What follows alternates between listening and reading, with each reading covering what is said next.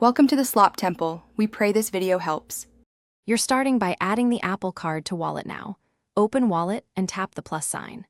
Select Apple Card and sign in with the Apple ID tied to your account because authentication links the card to your device.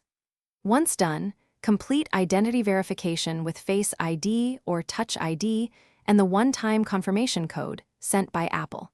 Make sure billing and address details match your card statement so verification succeeds. This prevents delays and lets you use the card immediately with Apple Pay.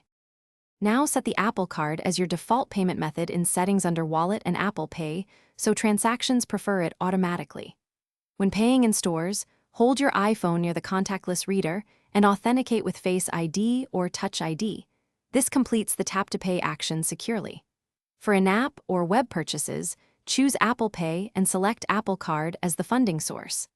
Apple Pay supplies card details to merchants without sharing your actual card number, which keeps purchases private and reduces fraud risk. Finish by managing payments inside Wallet. Review your balance, schedule payments, and check monthly statements so you avoid interest. Enable notifications to get payment reminders and spending summaries because staying informed prevents missed payments. If the Apple Card won't work, make sure your iPhone has a connection, iOS is up to date, and the card shows as active in Wallet.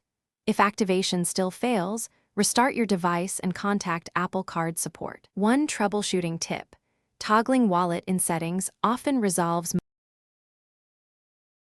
Thanks for watching. Consider subscribing if we helped you.